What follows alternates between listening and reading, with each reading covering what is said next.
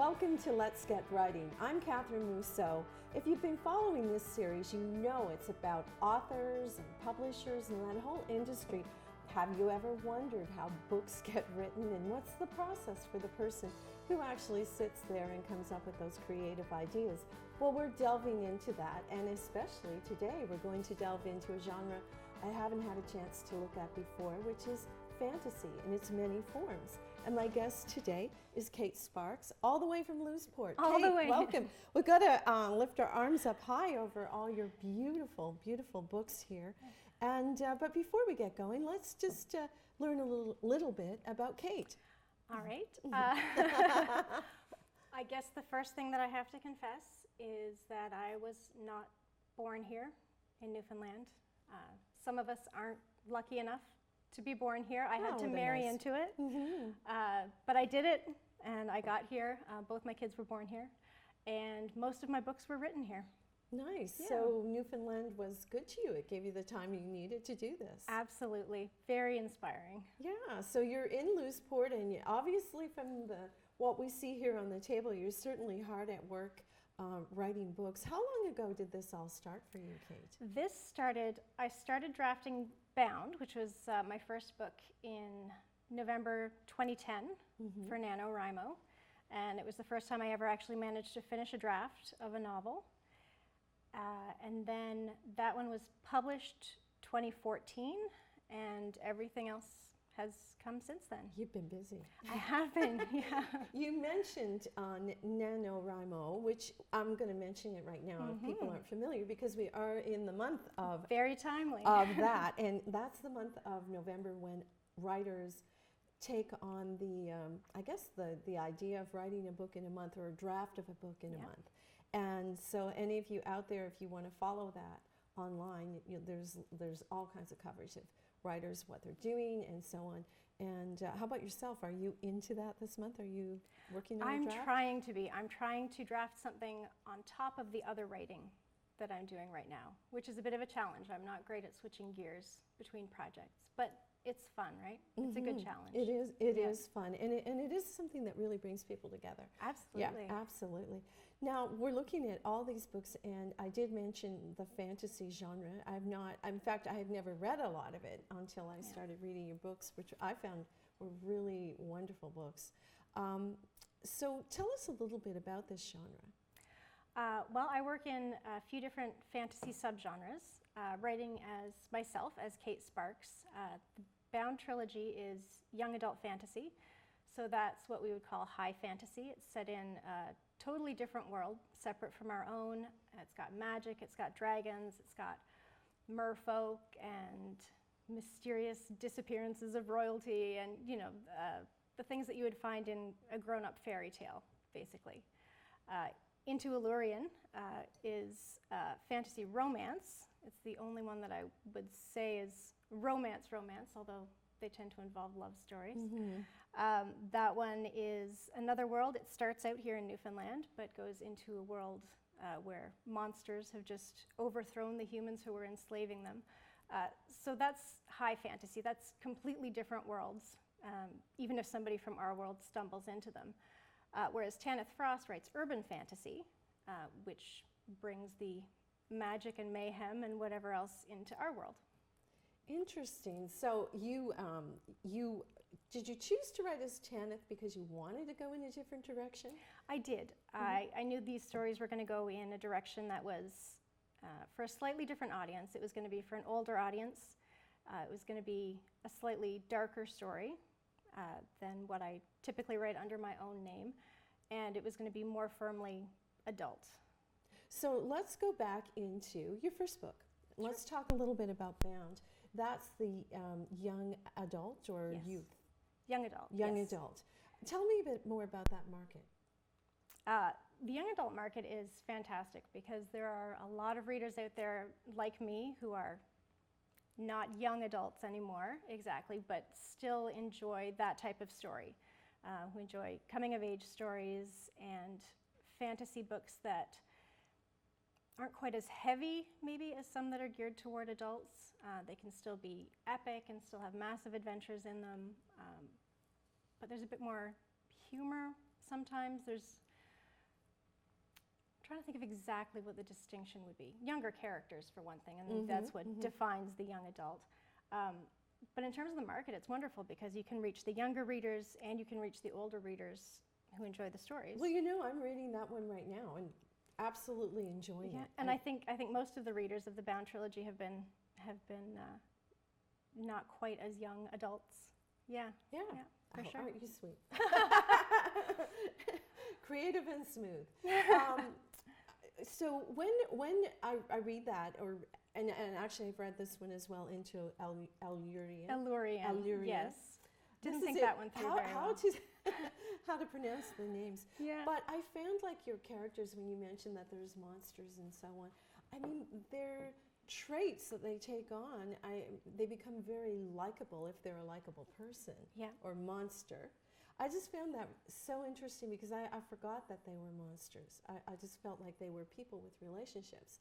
So I think pretty much was my sense that when you write it, you create this world, and I'm trying to visualize like Awful. Was that her name? Awful, yeah. Awful. Yeah. Awful. Yeah. And I was trying to picture her. She was a troll. She's an ogre. An ogre. Okay. It's okay. People get them confused a lot. All right. You would know the difference of that. She'd be okay with that. I'm about to learn. She'd be okay with that. It's a compliment or not. But as I got to, see her, I was trying to picture her. Okay. But then her personality was so sweet. Yeah. And innocent, and yet she had to do these horrible things, and I don't know. It was a story that just captured me from the minute I started reading. I was almost like I didn't want to put it down. Yeah. They became very real, but almost as if they were people. Yeah, and that's one of my favorite things about fantasy is it takes you to a completely different world. So in that way, it's an escape from the real world. But then it's also an opportunity to address real world issues in an indirect sort of way. So, whether it's about, a human going into a world of monsters and learning not to take people at face value, not to judge books by their covers, so to speak, or whether it's, a vampire struggling with her new nature and trying to find her place in the world, it's still relatable to what we go through in our world. Yeah, and it's just a fun way of looking at it, right? I think that surprised me because I would normally not pick up books like this. And then as I read them, I thought, wow, this is an incredibly interesting and entertaining genre. And if you have an imagination at all, it's just you're in there and you're picturing things. How about your imagination? I'd like to just jump into that. I'd like to jump into that for a few moments. Yeah. Like, you are creating this. Where does it all come from, Kate? Let's see. That's a hard question. It is a hard question because, in some ways, it's all me. But obviously, I've never, discovered that I have magical powers. I've never been a vampire, so it's not personal experience. But on some levels, it is. When I came up with the ideas for the Bound trilogy, it was because I was suffering from migraines, and I was frequently stuck in bed. And I couldn't even have the lights on, I couldn't have my eyes open, I couldn't read, and I was bored. And I've always been a daydreamer. I've always told myself stories, even if I wasn't writing them down. And the whole story came from that. It was, what if there was somebody like me in another world who had horrible headaches, but there was a better reason for it, and I don't want to spoil anything about the book. I don't want to get into it. But that was the seed for it. The seeds are always something from my own life, and then my imagination just likes to go off in crazy directions. But it's very, very neat to kind of have to be able to sit down and talk to you and how you've created these worlds.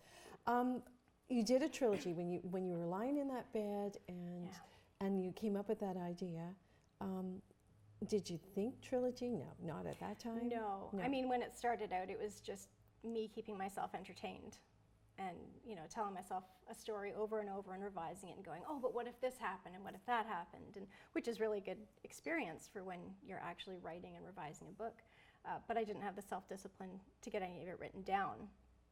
And that was always a dream for me. I always wanted to be an author. But when I was just thinking about it, no, at the time it wasn't. It seemed to be overwhelming to think about it?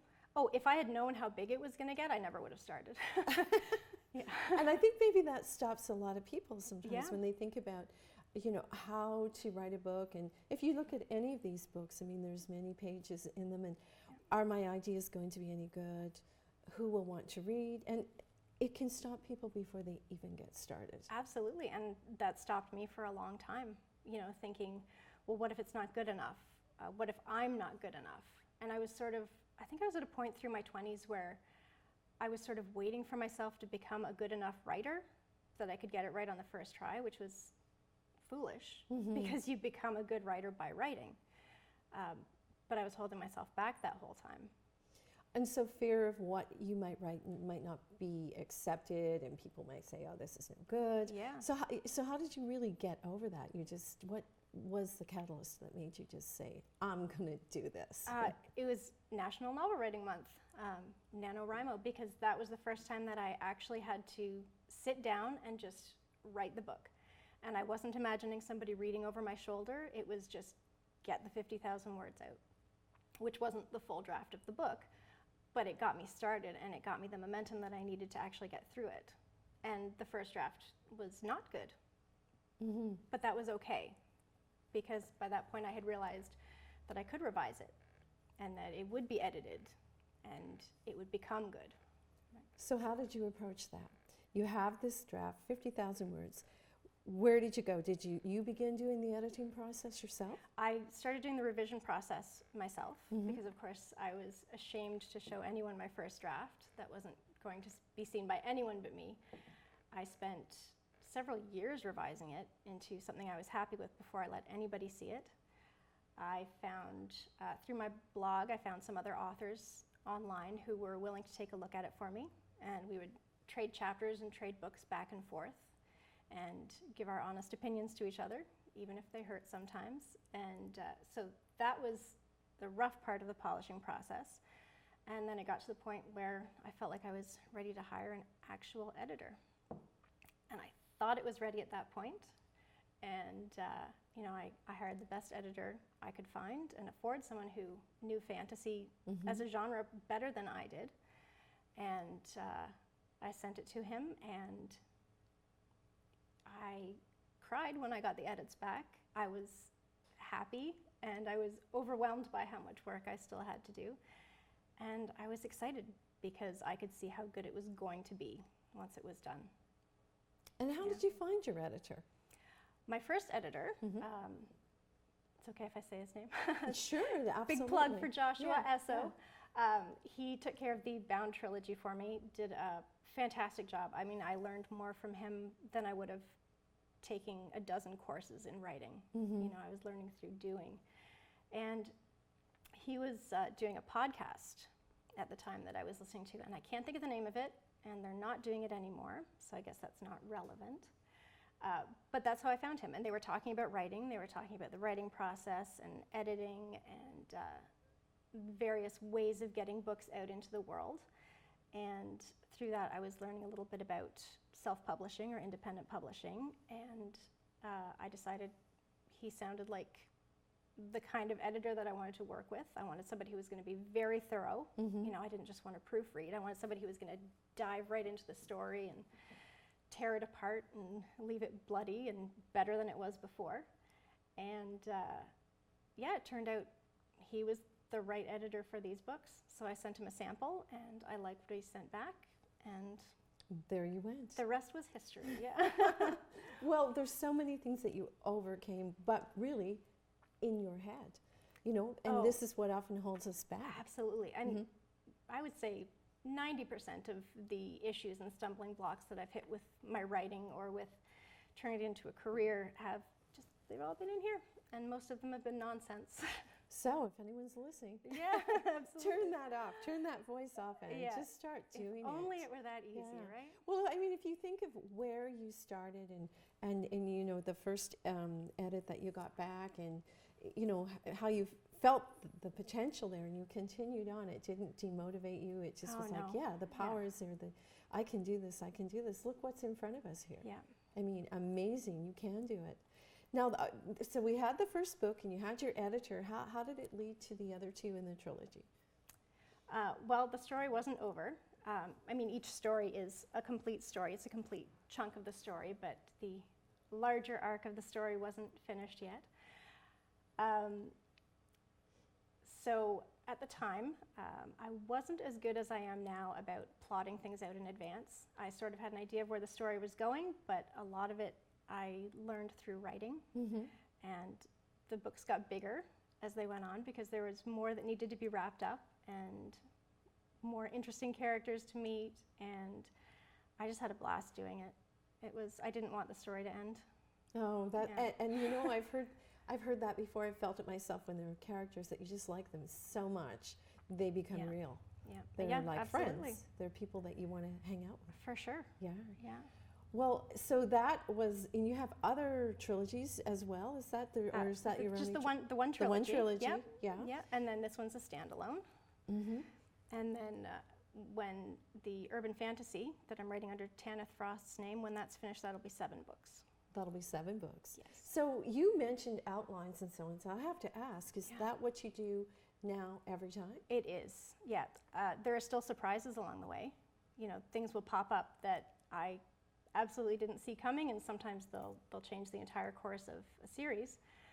But I do like to have an outline. You know, I like to have a map of where I'm going, which actually is a good analogy, because it's like, you know, I have the map in front of me. I still haven't experienced the drive or the hike or wherever I'm going, and I get that while I'm writing the first draft. But I do like to have an idea of where things are headed, because otherwise I tend to kind of veer off to the side and crash into a wall, and, you know, that's it. Well, you know, there are people who say they write by the seat of their pants. They do, and some of them are so good at it. I think Stephen King is one of them. Well, I guess it's just whatever works for you, exactly. really, to make it happen. But I think if you can get to the point that you can create that outline, it would make it so much easier as you write. You kind of have a frame, and it's filling in pieces. Yeah. Even though you say it's subject to change depending on the character. It does make things go a lot faster in the drafting stage. I would think so, but I would think doing an outline like that would take a fair bit of time. It can. I mean, sometimes it doesn't. Sometimes it takes a couple days, and it seems like the story's almost just there, you know, and I'm just writing it down. And then other times I will think that I have a complete outline, and I will start drafting, and I go, oh, I don't have everything that I need here. I still have a lot of blanks that I need to fill in, which is frustrating, but it's part of the process. So are your outlines very detailed, or are they general? They tend to be fairly detailed. Will you do examples of, say, what a character looks like, or examples of dialogue in your outline? I will. At the outline stage, I'm looking at, you know, first I'll look at, okay, so say a book is broken into, you know, 4 acts. There's the first section of the book where we're getting to know the character and what their life is like. And then we'll have the second part where things are getting rolling and things are happening. And I know what I want to happen in that first bit and the second bit. And then I know what's going to happen at the midpoint of the story. There's going to be a big turning point. I know what's going to happen after that. And generally what's going to happen in the climax once we get there. Often now I will actually do a scene-by-scene breakdown, and I'll get an idea of what's going to happen in more detail, and that makes the drafting go a lot faster, because, again, I'm just sort of filling in the blanks instead of stopping and going, oh, what happens next? What happens next? Oh, I forgot to do this, and I forgot to do that. So it varies. It's definitely an evolving process, and it seems to be getting more detailed as time goes on. Well, that's great. Do you think you'll ever run out of fantasy worlds? You're creating them in your head. I mean, I guess we don't run out of story ideas in general, but... No, exactly. And, you know, when I was writing the Bound trilogy, I was so focused on that. I didn't have a lot of ideas, and I was worried. I was going, you know, what if this is the only idea that I have? This is the big thing, you know, because people were reading the first book, and they were getting familiar with my work, and I was thinking, what if I don't have anything else to offer anybody? And then after I finished drafting... I don't know if it was after I finished drafting the second or the third book, and it was just like this wall crumbled and these ideas started spilling in. And again, I think because, you know, I am taking inspiration from my own life and from the own world, from the real world, there's always going to be something new and something different to trigger these ideas. Well, let's hope you never run out of them. These books are so much fun to read and just so great. You did mention, and I liked your use of the word independent publishing versus publishing. I guess self maybe was the term that broke open that world. Yeah. And then, but I kind of like the idea of independent publishing. Talk a little more about that, if you would. About the process of that? Yeah, or how you came to that choice, because that was the choice that you took. It was a big choice. Because when I was drafting Bound, I assumed that I would be looking for an agent and, you know, going through traditional publishing. Because at that time, it was just sort of when the tide was turning and, you know, people were able to self-publish books on Amazon. I wasn't into ebooks and I didn't know that all this was happening. So I sort of had the perception of, okay, well, self-publishing means that you're going through a vanity publisher and the end product's maybe not going to be fantastic and I'm going to be selling them out of the trunk of my car. And I didn't see it as a valid option. And my goal was always to write books that were, you know, absolutely top quality, professional, and I thought a traditional publisher was the only way to do that. And then through reading blogs and through listening to podcasts like the one that I found my first editor through, I realized that people were doing this professionally and they were doing it to the same standards that you would get through a small publisher or even a larger publisher. And the more I learned about it, the more appealing it became to me. Just the idea of being in control of my stories and deciding exactly what I was going to present to the world and how it was going to go, being responsible for my own cover art, for better or worse, being responsible for my failures as much as my successes. And I just really liked the idea, and I saw people who had success with it, and that was very exciting for me. And I'm not a patient person. The idea of waiting, finding an agent, and then, you know, possibly waiting a couple of years, even if the book sold. And yeah, I wanted to get the books out there and start finding my readers. And that's not to say that I would never go a different route, but when it came time to launch my pen name and start in a different genre, there was no question that I was going to do everything myself again. Well, how did you, what platforms are you publishing on? Is it print by demand? Yeah, paperbacks are print on demand, and then ebooks are available through Amazon, Nook, Kobo, iBooks, all the big ones, through libraries via their Overdrive app, and in paperback as well. Currently not in bookstores, although they can be ordered in, I think, to if a bookstore if wanted to stock some of your books, they could actually I believe they could order them in. Yeah, or at least order them in for people who requested them, I think. I've never tried it.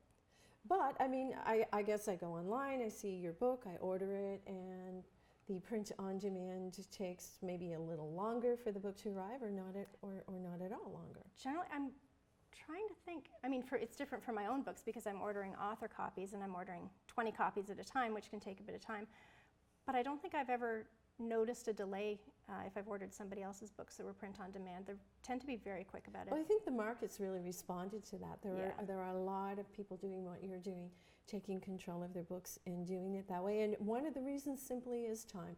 When you are with a traditional publisher, it takes a lot longer, and they can only publish so many books a year. Oh, for sure. And if you're not part of that, you got to wait a whole other year. Yeah, and a lot of books don't get published just because you know, a publisher doesn't see that there's a market for them. It's not that they're bad books. That's not necessarily why they're not being accepted for publication there. That doesn't mean they shouldn't see the light of day. You know, it just means that it wasn't a good business decision for the publisher at the time, right? But you know, that could be enough to really discourage someone from going forward, just to have that experience. So, I mean, there's so many levels and elements to this. It takes a lot of I would almost say, courage, and just to tell yourself, let's just keep going. Let's just keep going, and using the resources that you can find to get to the point that you have all these books. For sure, yeah, and I mean, it's not easy no matter what route you take, whether you're aiming for a big publisher or submitting to smaller publishers, or whether you're taking on the job of managing everything yourself and, you know, hiring freelance cover artists. And I wouldn't say there's an easy route. There are faster routes to getting your books out into the world, but there are definitely challenges no matter how you do it. So again, it's what works for you, right? Well, and you did mention you wanted the books to be absolutely beautiful, well done, and professional and polished, and they certainly look like it. I have to ask you about your covers because they're really captivating and beautiful, and you were involved in that. So tell us about it. How did you come about finding your covers or your artists? I think the Bound Trilogy's covers, which are, I love them so much, they were done by an artist named Raven, and she was just fantastic. I knew nothing about cover art. I barely knew what I wanted, for my covers. I thought, maybe something symbolic or just, something on the cover. And she talked me through. She said, covers with people on them tend to sell better. And I was somewhat opposed to it, but I thought, okay, well, we'll see where this goes. And I sent her images of covers that I loved from my genre. And we talked through the ideas and what characters looked like. She wanted to know everything, and she asked for synopsis of each book, what the mood of the book was, what kind of a feel we were going for, and she came out with these absolutely gorgeous covers. And I give them credit for helping sell the books because, I published Bound, and of course it was very exciting, and I cried a little the first time I held the paperback in my hand because that had been my dream for so long. I didn't expect it to take off. But then the book started selling and started creeping up the charts on Amazon.com, and I think a lot of it had to do with the cover because, you can have an amazing book and it can be beautifully written, beautifully edited, and a thrilling story, and if nobody looks inside, it doesn't matter, right? So that was my first experience with cover art, and I've worked with several artists. So these are all sketches. Are they working from photographs at all? They're all stock photos. And then the artists brilliantly manipulate them in Photoshop or whatever program they're using and make them look beautiful. And they'll switch out bodies, they'll switch out hair colors, they make it yours. They're like wizards. Yeah. It's amazing. And do you feel good when you see these pictures of your characters? Were you working saying, no, that's not her? Oh, yeah. Yeah, there's definitely a process for that. And with the ones for the Immortal Soulless series, as soon as I saw this cover model, I went, that's her. But other ones have been a lot harder. And I don't think you're ever going to get a perfect representation of what a character looks like. And readers are going to come up with their own ideas of what the characters look like anyway. But at least it gives people an idea of who's in the story or who it's about, right? And so I think your point, and if anyone's listening to that, good cover can really sell a book, and we know that. Absolutely. You can go in and you can read the back of a book, but if you actually, it's the cover that pulls us in first. Yeah, well, really just to get to the point where you're reading the back of the book first, the cover has to grab you and make you pick it up off the shelf. And I have bought books with beautiful covers and been very disappointed with the books, but I still won't get rid of them because the covers look so pretty on my shelf. Now, you're obviously a reader, so I imagine there are a lot of books in your house. There are a lot of books in my house. There are too many books in my house. Too many books in my house. I've got 2 bookshelves in my office, and then we've got a big wall-sized bookcase in the family room that's full of books that I hope my children will read in the near future. And then they're just kind of scattered everywhere else. Lots of books. I read within the genres that I write in. I also enjoy a lot of other genres, and I think they influence me too. I like horror, I like historical fiction, I read a lot of nonfiction, and always find something inspiring or interesting in there too. So that's interesting because I do think writers often are readers. It goes absolutely. Hand in glove, really. Yeah. And it's very interesting that you also, and I think it's what we all suffer from if we're readers. We quite often, e-books are very convenient, but quite often we like to hold the actual book in our hands. Definitely. Well, Kate, I can't believe, it's just like our time goes so quickly. It's just been amazing to sit and talk to you, and thank you so much. I hope we've inspired people. You've shared so much great information today.